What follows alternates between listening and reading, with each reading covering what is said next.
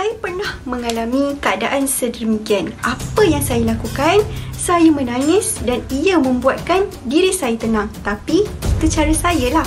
Apa yang dapat saya rumuskan, setiap orang dapat mengawal emosi dia dengan cara yang tersendiri. Antara cara-cara yang boleh saya buat untuk mengelakkan daripada berlakunya burnout pada diri saya adalah saya pergi mengambil cuti dalam masa yang singkat ataupun mencuba aktiviti baru, contohnya berkreasi, berjoging, ataupun jika saya ada masalah saya akan share dengan kawan-kawan ataupun dengan ahli keluarga. Pada pagi sampai malam saya bekerja. Pada paginya saya akan buat kerja sebagai kerani, and then malam pula saya akan buat part time sebagai event planner. Dan bila balik rumah tu kita nak kena hadap anak-anak pula dengan teks-teks yang teacher berikan. Kemudian saya memang ada satu masalah, saya susah nak tidur, and then saya cepat rasa marah. Badan ni memang rasa terlalu penat sangat-sangat. Senang cakap macam kalau boleh kita luangkan masa kita sikit untuk diri kita sendiri supaya keadaan kesihatan kita lebih baik dan cergas. Saya sendiri, burnout sentiasa berlaku dalam kalangan pelajar disebabkan oleh stres yang melampau serta keletihan dan kegagalan pelajar untuk menguruskan masa mengakibatkan mereka sering membuat tugasan-tugasan dan tidak dapat rehat yang cukup, dan ini menyebabkan badan mereka tidak dapat memulihkan tenaga yang hilang, lalu mengakibatkan burnout pada kalangan pelajar itu sendiri. Dan salah satu cara untuk saya tangani stres adalah melalui muzik.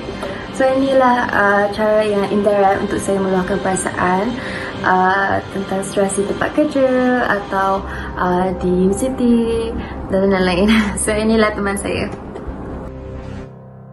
Okey, banyak golongan, banyak peringkat yang berhadapan dengan sindrom burnout ataupun keletihan melampau ini. Jadi adakah anda antara yang terkesan dengan situasi ini, apatah lagi dengan tekanan kerja, tekanan tidak bekerja, tekanan di rumah dan sebagainya. Jadi bagaimana kita nak mengendalikan situasi ini? Kita akan bersama dengan dua orang tetamu menerusi panggilan video dan kita akan berbincang daripada dua aspek yang berbeza tetapi berkait dengan masalah burnout ini.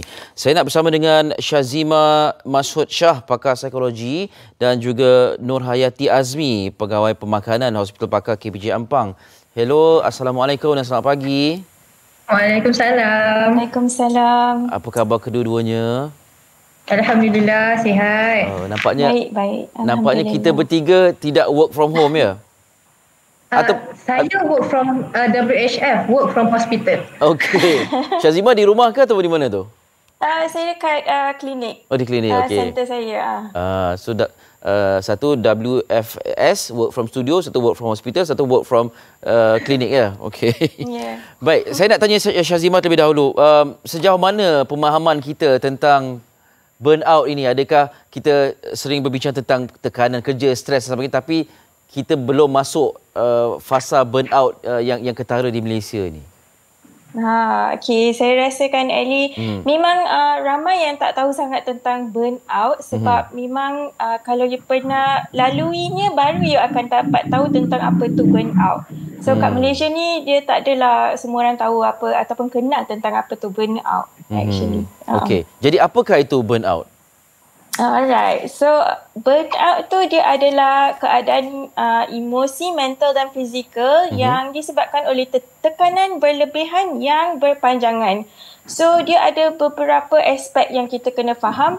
Salah satu daripadanya adalah kita terlalu penat.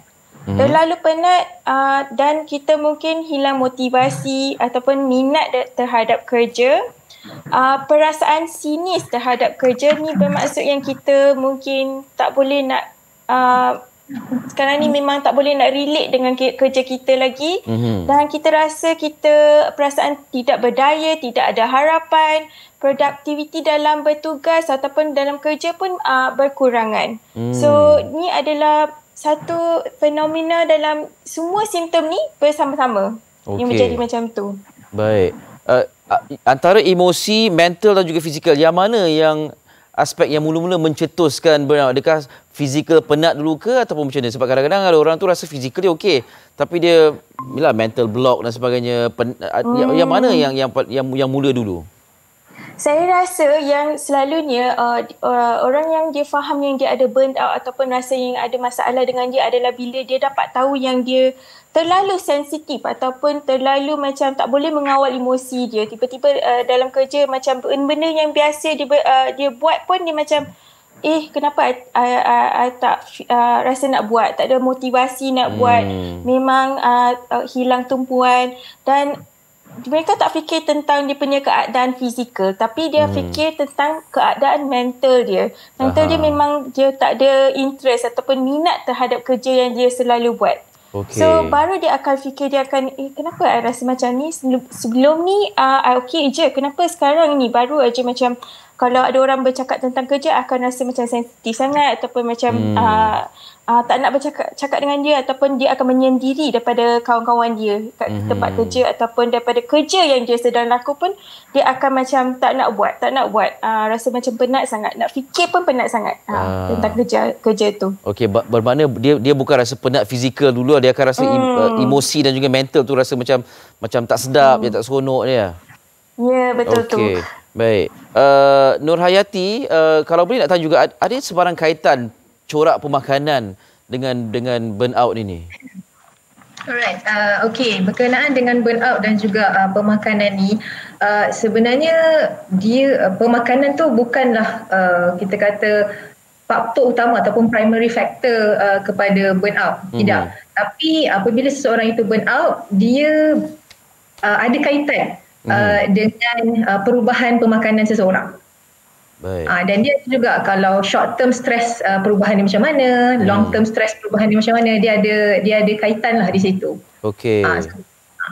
Baik, bermakna bukan hanya situasi di tempat kerja saja, gaya hidup dan pemakanan juga akan menyumbang kepada gejala ini.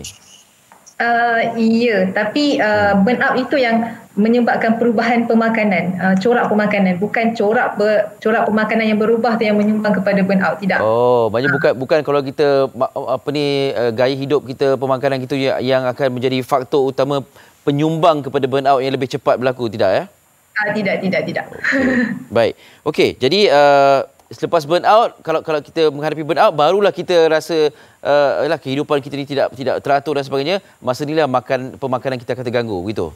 Ya, betul-betul. Kerana seseorang yang stres ataupun burnout ni, dia jadikan makanan ni sebagai rasa tenteram untuk dia, ataupun dia nak divertkan rasa penat, rasa stres burnout tu daripada dia fikirkan benda-benda yang tak sepatutnya lah. Okey, baik. Maknanya kalau bisa kata seorang ni dia punya pola pemakanan dia elok je makan nasi tengah hari dan makan, tiba-tiba corak ataupun pola pemakanan ni berubah, nak makan coklat lebih, nak minum kopi ataupun tak ada selera makan, adakah itu antara yang menampakkan gejala ini dah simptom dah wujud? Ya. Itu salah satu petanda awal lah, sebab bila macam kita stres, kalau Ellie perasan lah, rasanya semua orang pun ada mengalami benda-benda ni semua. Kalau dia terlalu stres sangat, dia akan cari sama ada makanan yang high sugar, coklat ke, gula-gula ke, ataupun dia akan cari fast food. Untuk divertkan dia punya rasa tidak tenteram, rasa macam tak nak buat kerja, rasa stres. Dia akan divertkan kepada makanan. Dan adakah juga golongan yang macam tak ada selera makan langsung? Ada. Itu apabila kita dalam keadaan stres yang dalam jangka masa yang pendek. Okey, baik. Contohlah, saya bagi contoh.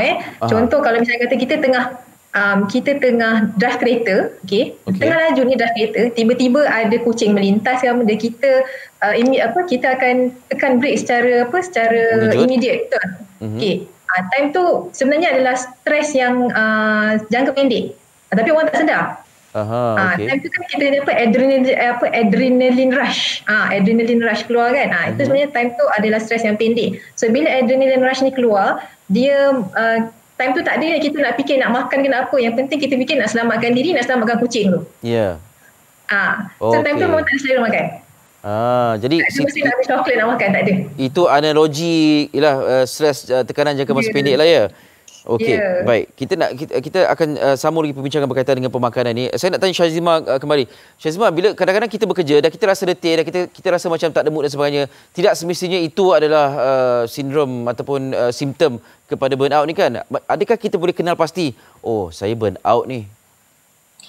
Oh, okey. Sebab dia memang sama ataupun dia serupa dengan beberapa kondisi mental health problems macam depression dengan stres. Memang sukarlah untuk kita nak tahu apa masalah yang sedang kita hadapi tu. Adakah dia burnout ataupun stres.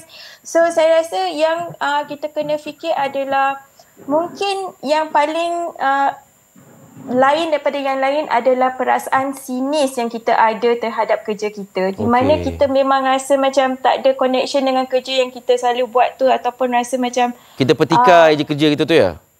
Yelah. So you tak akan macam rasa kerja tu important ke ataupun penting lagi ke, ataupun kenapa kena buat kerja ni. So perasaan sinis tu yang mungkin kita boleh faham, dan bila kita faham yang kita ada masalah seperti itu, mungkin kita boleh cakaplah mungkin saya sedang hadapi burnout ni. Selain daripada tu, you boleh rasalah kita terlalu penat ataupun tiba-tiba ada sakit belakang, sakit kepala, sakit otot semua, ataupun kita akan mungkin akan menyendiri daripada kaum keluarga ataupun kawan-kawan kat kerja. Banyak simptom, tetapi saya rasa yang paling ketara bila kita burnout adalah perasaan sinis terhadap kerja. Okey, maknanya kita tak sedar, mungkin kita masih lagi nak pergi bekerja, tapi bila bos bagi kerja je kita kenapa aku kena buat benda ni dan sebagainya. Maknanya kita dah tak semangat, tak teruja dengan tugasan. Hilang motivasi. Kita hilang motivasi ataupun rasa macam kita tak berdaya, tak ada macam rasa macam I'm in control. Saya tak ada dalam control lah. Basically, I'm out of control maksudnya.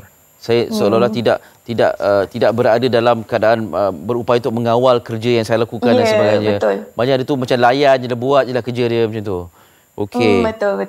Nur Hayati, tadi disebutkan antara perkara yang kita lakukan dari aspek pemakanan ialah kita akan makan makanan bergula dan sebagainya kan. Jadi bila kita nampak tiba-tiba duk makan coklat, minum minuman bergas, manis dan sebagainya, boleh tak kita katanya oh ni saya sedang burnout ni, ataupun memang kita tak sedar sebab itulah cara merawat burnout kita? Okey, macam yang Cik Syazima cakap tadi, untuk mengenal pasti burnout ni, untuk kita diagnose seseorang pesakit tu sebagai you burnout, dia bukan semudah dengan pemakanan you burnout, tidak. Dia banyak aspek lain lagi yang perlu dinilai untuk seseorang tu sebelum didiagnose sebagai burnout. Okay? Dan apabila kita macam soalan Nelly tadi, bila contoh kita nampak seorang tu makan coklat ke, makan gula-gula, fast food ke, sometimes dia bukan nak kata total burnout, tapi kadang-kadang dia kata dia tengah stres dengan satu-satu kerja, dan dia perlukan sesuatu untuk divertkan stres tu. Okey. Orang suka ambil orang suka munch, orang kata orang suka munch, jangan kacang lah kan, dia suka munch sebab dia nak divert kan. Kadang-kadang dia kata kadang-kadang ada orang tu kata aku tengah nak kena fikir banyak ni, so aku nak kena makan, sebab bila makan ni dia ada sugar kat dalam tu, ada gula, so dia kata otak dia lebih bekerja dengan pantas lah bila dia makan macam tu daripada sebab dia lapar. Padahal sebenarnya dia tak lapar sangat pun sebenarnya, tapi sebab dia nak divertkan stres tu, itulah yang dia buat. Oh, banyak orang yang suka berjajan ni macam saya contohnya, memang orang yang kemungkinan ada burnout lah ya.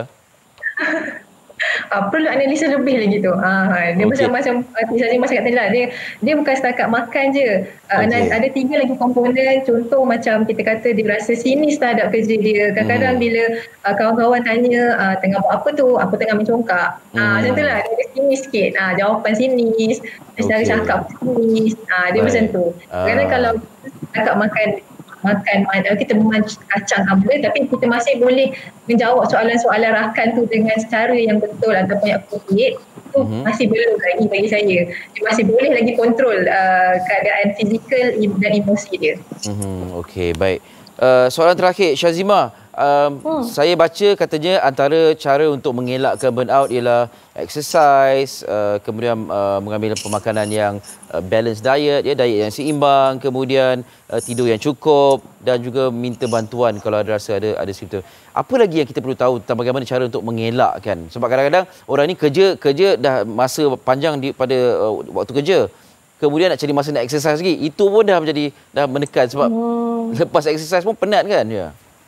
Alright, so saya rasa memang kita ada banyak cara-cara yang kalau kita nampak benda tu memang nampak macam mudah nak buat tapi memang sukar nak buat kat rumah lah. Tapi saya rasa yang paling penting adalah kita dapat sokongan daripada, bukan sahaja daripada keluarga tetapi daripada bos, daripada kawan-kawan rakan sekerja ataupun sekarang ni memang banyak company-company yang buat satu program kita panggil Employee Assistance Program di mana dia akan supply kita pekerja dengan kaunselor ataupun mental health worker ataupun psychiatrist ataupun psychologist untuk berbincang tentang masalah yang dia sedang hadapi kat rumah ataupun work from home ataupun kat tempat kerja. So memanglah kalau kita luahkan perasaan kita dengan seseorang tu memang kita akan memang boleh faham ataupun apa yang sedang kita hadapi dan mungkin kita boleh proses kenapa kita rasa sebegitu. Baik. Dan mungkin dia akan menolong kita juga. So saya rasa memang kalau memang terlalu teruk you punya burnout tu, lebih baik kita berjumpa dengan pakar. Ataupun kita boleh cuba berbincang dengan bos ke, boleh tak saya pergi berjumpa dengan kaunselor ke ataupun psikologis ke, boleh pergi untuk terapi. Okey. Bermakna sistem sokongan di tempat kerja itu sangat-sangat penting ya. Saya rasa sangat penting lah untuk sekarang ni sebab I think ramai banyak company sekarang memang semua company sekarang kita kena work from home kan. Betul. So untuk dari segi itu kita kena supply kita punya pekerja dengan sokongan juga. Bukan daripada HR tetapi daripada profesional. So kita boleh menolong mereka. Bukan daripada HR tapi profesional. Maknanya HR perlu melantik pihak yang betul-betul profesional mengenalikan situasi inilah ya. Ya, saya rasa macam tu lah. Baik. Syazimah, terima kasih banyak. Okey, terima kasih. Nur Hayati, terima kasih. Terima kasih, sama. Selamat menjalankan tugas. Kalian adalah barisan hadapan. Kita doakan yang terbaik untuk semua. Ya. InsyaAllah. Okay, Assalamualaikum.